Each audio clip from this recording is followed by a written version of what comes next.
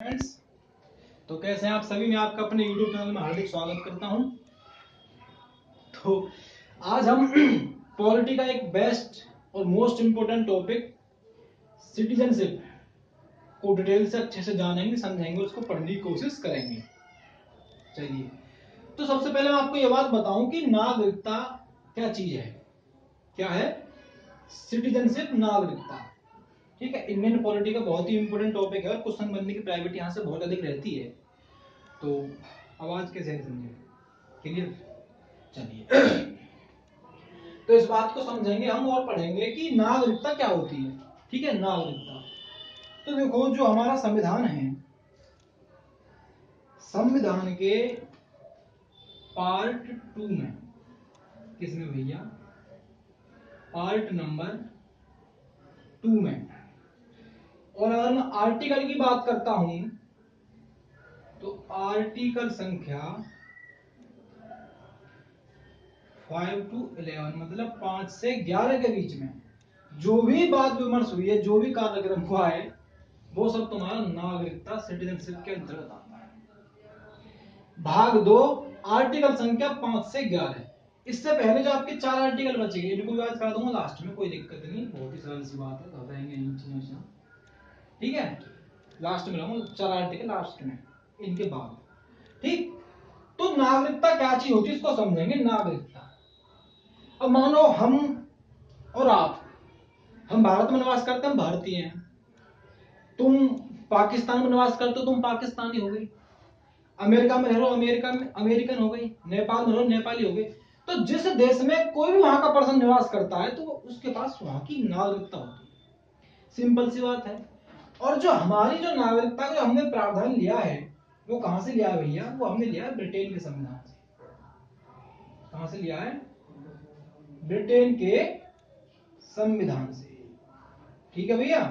और एक बात और इसमें इंपॉर्टेंट आती है कि हमारी नागरिकता है कैसी। तो हमारी जो नागरिकता है भैया, वो सिंगल सिटीजनशिप है। कैसी है? एकल नागरिकता है हमारी। ठीक है, जब हमारी एकल नागरिकता है तो सिंपल सी बात है, जहां से हमने ग्रहण की है वहां की भी नागरिकता एकल होगी। तो ऑब्वियसली ये बात क्लियर हम कर चुके हैं कि हमारी नागरिकता जब यदि एकल है, सिंगल सिटीजनशिप है, तो ब्रिटेन का जो संविधान है वहां की भी नागरिकता कैसी होगी? एकल होगी। अब नागरिकता एकल है, दोहरी है, तिहारी है, वो किस प्रकार डिवाइड की जाती है? मानो हम भारत में रह रहे हैं, हम भारतीय हैं, भारत के निवासी हैं, इंडिया के। तो इंडिया में देखो, कोई यूपी से बिलोंग करता है, कोई एमपी से बिलोंग करता है, कोई छत्तीसगढ़ से बिलोंग करता है, कोई झारखंड, बहुत से मतलब जितने भी स्टेट हैं, सब जगह से आदमी निवास करता है इंडिया में। और देश हमारा कौन सा? देश हमारा भारत। हम उत्तर प्रदेश के निवासी हैं, हम उत्तर प्रदेश के भी निवासी हैं और भारत के भी निवासी हैं। ठीक है, तो हमारे यहाँ पर राज्य स्तर पर कोई भी नागरिकता डिवाइड नहीं की गई है। जो भी हम नागरिकता काउंट करते हैं वो करते हैं किस पर? कंट्री बेस है, देश के ऊपर काउंट होती है। राज्य स्तर पर हमारे यहाँ पर कोई नागरिकता नहीं होती। पहले का बात था, जम्मू कश्मीर फिलहाल अब नहीं है। ठीक है, अब एक बात बताऊं कि अमेरिका जो है, क्या है भैया? अमेरिका।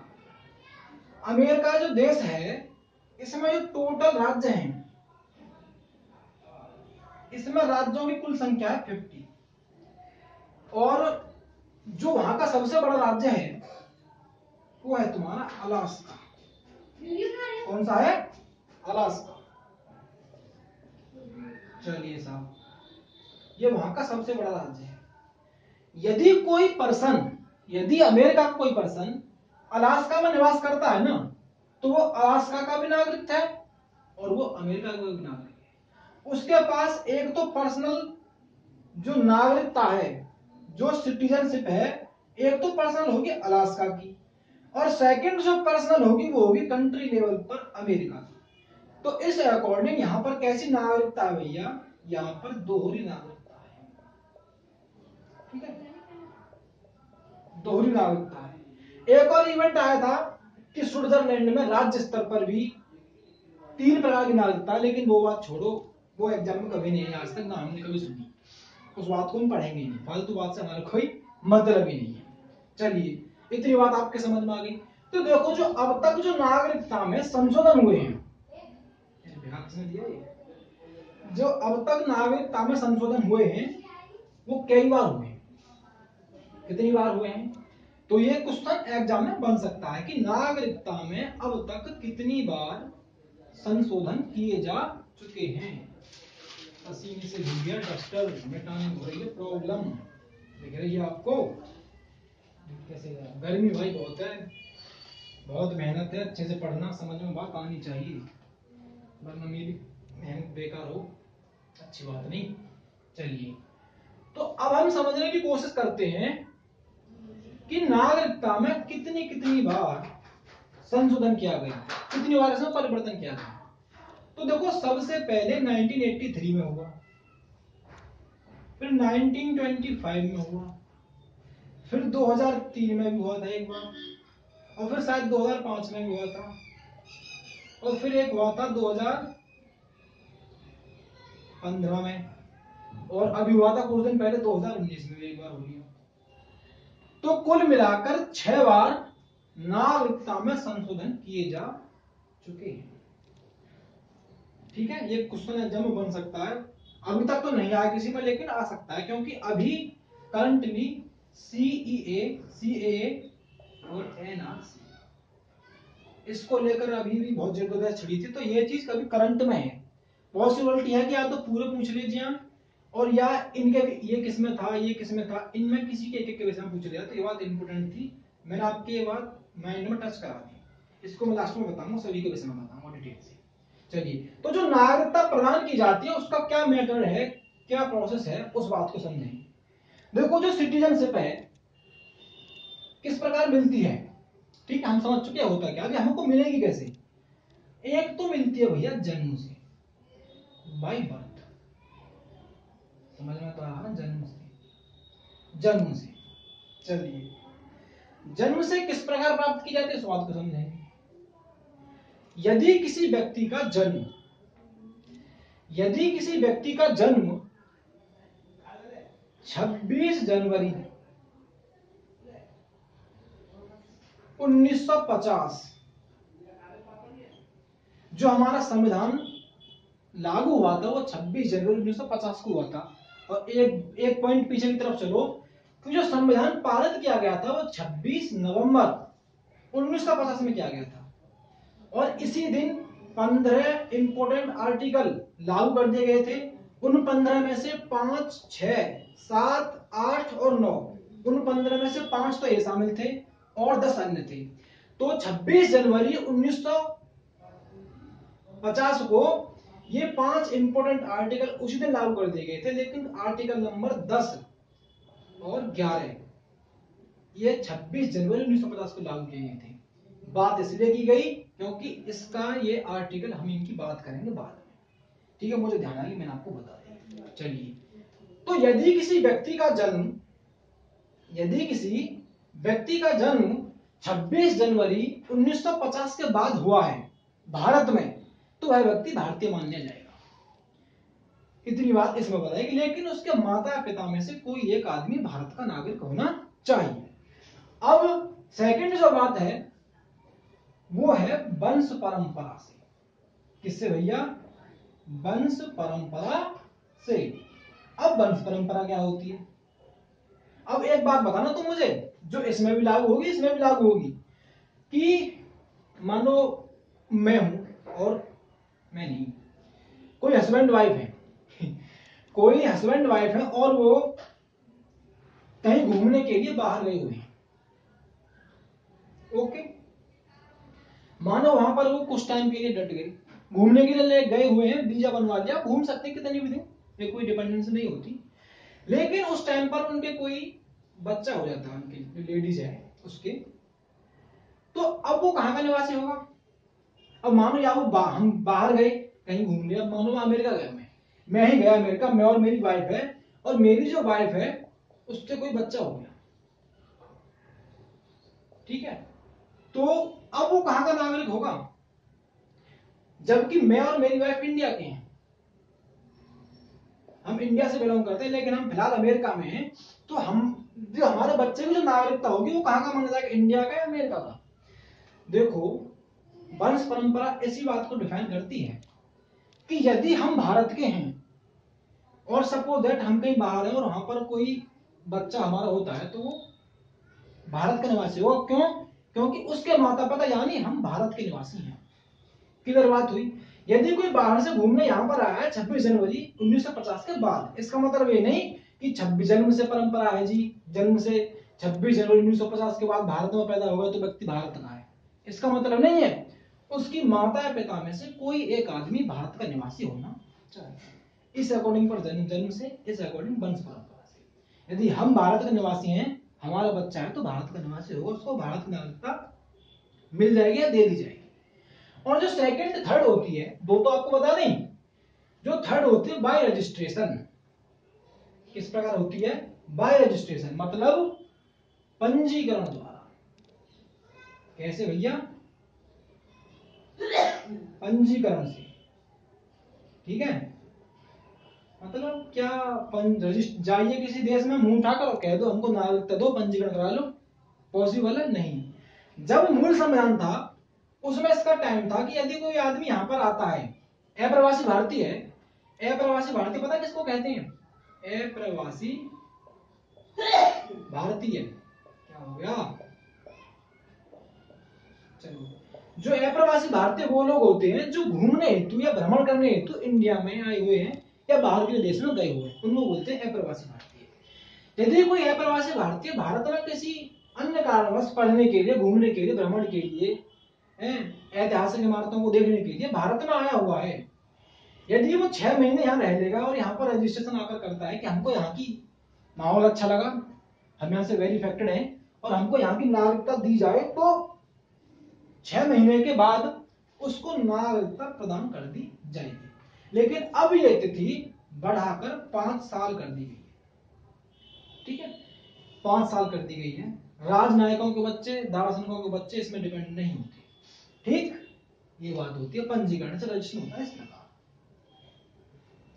और एक और होती है नंबर चौथी, नंबर 4, देशीयकरण से। किससे भैया? देशीयकरण द्वारा। इसका क्या मतलब होता है देशीयकरण का? देशीयकरण का मतलब ये होता है, मानो कोई अप्रवासी भारतीय घूमने हेतु भारत में आया हुआ है, यदि वह भारत में रह रहा है, यदि वह लगातार कंटिन्यू 1 साल से भारत में रह रहा है, 1 साल में भारत कंटिन्यू 1 साल से भारत रह रहा है और पिछले 3 साल से अपने देश के लिए वापस नहीं गया है।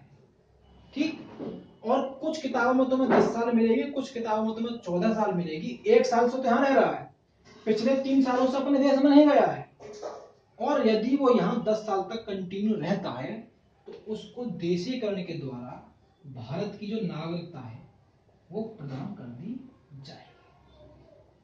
आइए आपने इतनी बात समझ में?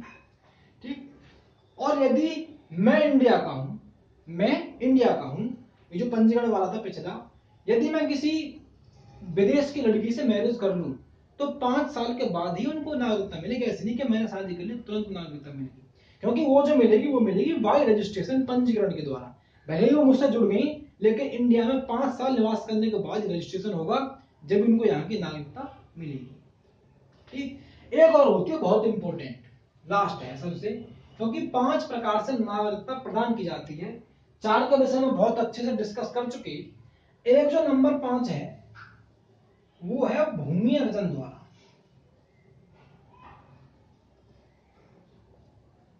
भूमि अर्जन द्वारा। अब मानो कि जो हमारा चीन से युद्ध चल रहा है, अब मानो ये इंडिया है हमारा, कि ये हमारा इंडिया है, ये क्या है? ये है हमारा, ये हमारा इंडिया है, इंडिया बन गया ये हमारा। अब इंडिया है, देखो यहां पर भी चाइना की सीम बॉर्डर है, यहाँ पर भी चाइना का बॉर्डर है और ऊपर भी यहाँ पर भी चाइना का बॉर्डर है, और यहाँ पर कश्मीर है, जम्मू कश्मीर। देखो एक तुम्हें पता होगा कि एलएसी है, एक एलएसी, ज्योग्राफी की बात कर लो थोड़ी देर। एलएसी है, इस सीमा को थोड़ी सी डिटेल बता दूं थोड़ी तुम्हें, कि जब हमने एक 1962 में लड़ाई हुई थी, तो देखो उन्होंने कहां से अटैक किया था चाइना वालों ने। जब सन 62 में लड़ाई हुई थी, तो चाइना वालों ने एक तो किया था जम्मू कश्मीर पर अटैक, और एक किया था अरुणाचल प्रदेश में अटैक, किया था ना, किया था। तो उन्होंने इतनी चीज को कंट्रोल कर लिया था जिसका नाम था एलएसी। एलओसी और एलएसी दोनों अलग अलग हैं। तो जब माने चीन ने एलएसी पर कंट्रोल कर लिया था, मतलब इसको इतनी जमीन पर कब्जा कर लिया था। अब हमारा चीन से विवाद चल रहा है, और यदि हम अपनी सैन्य पावर द्वारा इस पर दोबारा कब्जा कर लें, तो यदि, वैसे हम नागरिक हैं नहीं, हम नागरिक हैं, यदि यहाँ पर जितने भी नागरिक निवास करेंगे, अपनी सैन्य कार्रवाई द्वारा हम इस पर कब्जा कर लेते हैं, तो जितने भी नागरिक वहां रहने वाले होंगे ऑब्वियसली वो भारत के निवासी होंगे। ना रजिस्ट्रेशन करना, ना पंजीकरण करना, ना जन्म लेना, हमने यदि किसी भूमि पर अधिकार कर लिया तो हमारे अंतर्गत काउंट होंगे, मतलब भारतीय काउंट होंगे। ठीक, ये ज्योग्राफी का टॉपिक है, जब कभी ज्योग्राफी की बात आएगी तो उसको बहुत डिटेल से पढ़ेंगे, और मुझे बहुत अच्छी लगती है ज्योग्राफी। चलिए, तो आप इस बात को भी समझ चुके हैं। तो जो नागरिकता प्रदान की जाती है भैया, वो कितने प्रकार से प्रदान की जाती है? 5 प्रकार से। जन्म से, वंश से, बाय रजिस्ट्रेशन, देशीयकरण, भूमि अर्जन। अब बात तो यह है कि इसको हम समाप्त भी तो कर सके हैं जी, बिल्कुल कर सके हैं साहब, समाप्त भैया बिल्कुल कर सके हैं। किस प्रकार कर सकते हैं? कि या तो हम इसका स्वयं परित्याग कर दें, आराम से भैया, या तो हम इसका स्वयं परित्याग कर दें तब हो जाएगी, और या किसी अन्य देश की नागरिकता ग्रहण कर ले लड़के, या किसी अन्य देश की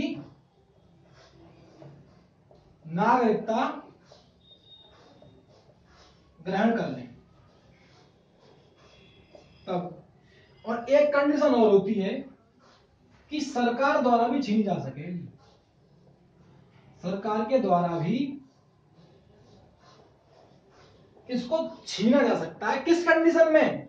यदि हम देशद्रोह करें, युद्ध के समय पर अपनी सीक्रेट जानकारी, युद्ध के टाइम पर अपनी कंट्री की सीक्रेट जानकारी किसी दूसरी कंट्री को प्रोवाइड करें, तो ये देशद्रोह है। इस कंडीशन में, और भी 2-3 कंडीशन है, उस कंडीशन में हमारा बहिष्कार किया जा सकता है, परित्याग किया जा सकता है, और नागरिकता भी छीनी जा सकती है उस कंडीशन में हमसे।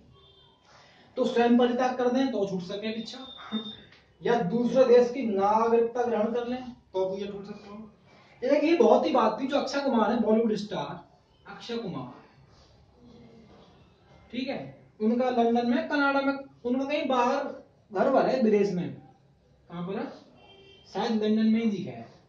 तो वहां पर वो लोग कहते थे कि इनके पास भारत की नागरिकता है कि वहां की है, तो उन पर विदेश का ओनली वीजा पासपोर्ट है, नागरिकता उनकी इंडिया की है। जब वो वहां पर जाते हैं तो उनका वो वहां का वीजा एक्टिव होता है, यहाँ की नागरिकता खत्म हो जाती है। ये कंडीशन है, वो भारत के निवासी हैं और भारतीय उनके पास नागरिकता है, ठीक है, उनके पास विदेश की नागरिकता नहीं है, ये भ्रम है आप लोगों का। तो ये तो थी आपकी भैया नागरिकता, और यहाँ से इतना ही क्वेश्चन बनता है, और ज्यादा डिटेल पढ़ने की हमको कोई जरूरत नहीं है, ठीक। और थोड़ी सी इंपॉर्टेंट बात है, थोड़ी सी इंपॉर्टेंट बात क्या है कि अभी कुछ टाइम पहले एक की सुर्खियों में रही थी, थोड़े टाइम पहले,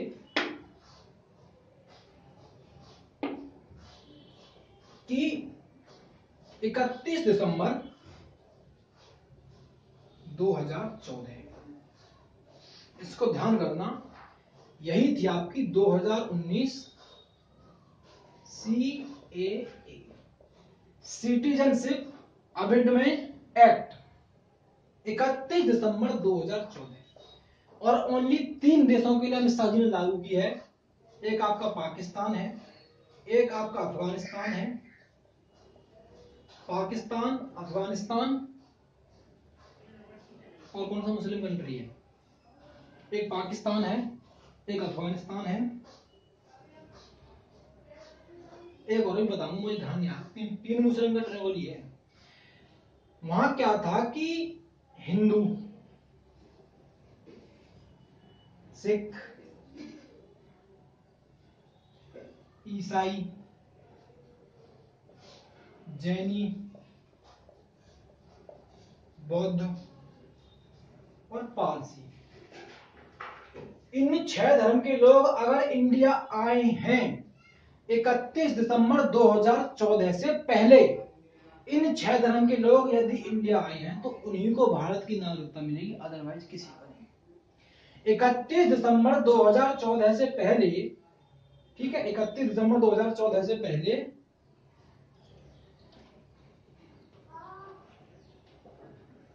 हिंदू, सिख, ईसाई, जैन, बौद्ध, पारसी धर्म के लोग यदि भारत आए हैं तो उन्हीं लोगों को यहाँ की नागरिकता प्रदान की जाएगी, अदर किसी को नहीं। ठीक है, पाकिस्तान, अफगानिस्तान, बांग्लादेश, बांग्लादेश तो रह गया, बांग्लादेश, ठीक, इसमें मुस्लिम नहीं है, इसलिए मोमन लोगों ने इस चीज का बहिष्कार किया था, मेन कारण यही था। इस बात को समझ गए, ध्यान रखना, एग्जाम आने की पूरी संभावना मुझे लग रही है इसकी। ठीक है, मैंने याद कर ली भाई, क्योंकि पेपर तो मैं भी दूंगा, नौकरी तो मुझे भी लगानी है भाई, क्या पूरी लाइफ ऐसे ही करवाओगे गर्मी में, पता क्या हाल हो रहा। चलिए, तो इतनी बात आप समझ पाए, तो उम्मीद है यहाँ तक की बात आपके बहुत अच्छे समझ में आ गई होगी। टाइम तो शायद अभी है, तो बात करेंगे इंपोर्टेंट आर्टिकल की। हम देखो 5 है, 6 है और 7 है, 8 में बिल्कुल याद मत करो, 10 भी याद मत करो, 11 याद कर लो बस, इंपोर्टेंट बहुत ज्यादा। यदि किसी व्यक्ति ने भारत में जन्म लिया है 26 जनवरी 1950 के बाद, तो उसको भारत की नागरिकता दी जाएगी। ये कहता है आर्टिकल है, ये शॉर्ट में बताता हूँ भोजन तरीके से, तो उनको भारत की नागरिकता दी जाएगी। सेकंड बात, इतना याद कर लो, ज्यादा डिटेल पढ़ने की आवश्यकता नहीं है। यदि किसी व्यक्ति को 26 जनवरी 1950 के बाद भारत में जन्म जिसने लिया है, तो अनुच्छेद 5 के तहत उसको भारतीय नागरिक माना जाएगा। यदि कोई व्यक्ति, ये 6 में लिखा हुआ अनुच्छेद नंबर 6 में, यदि कोई व्यक्ति पाकिस्तान से भारत आता है तो उसको भारत की नागरिकता दी जाएगी। लेकिन अब ये चीज खत्म हो गई है, इसकी संभावना आने की बहुत कम है। पहले यह बहुत आता था, लेकिन अब नहीं आएगा, ऐसा मुझे लगता है, क्योंकि सीए में इसी चीज का विरोध किया गया है, लेकिन ये ऑलरेडी संविधान में मेंशन था पहले। यदि कोई व्यक्ति पाकिस्तान से भारत आता है, देखो जब भारत विभाजित हुआ था, ठीक, जब अविभाज्य भारत था, तो कुछ लोगों के पूर्वज यहीं थे, मान लो ये इंडिया है, ये पाकिस्तान है, तो कुछ लोगों के जो पूर्वज थे वो यहीं रह गए, लेकिन कुछ लोग वहां पहुंच गए। तो जो लोग अगर पाकिस्तान से हिंदुस्तान आना चाहते हैं और अपने माता पिता के पास रहना चाहते हैं, तो उनको भारत की नागरिकता दे दी जाएगी। यह अनुच्छेद नंबर 6 कहता है, ठीक। और 7 नंबर अनुच्छेद कहता है कि यदि कोई व्यक्ति अगर हिंदुस्तान से पाकिस्तान जाना चाहता है, मानो किसी का माता पिता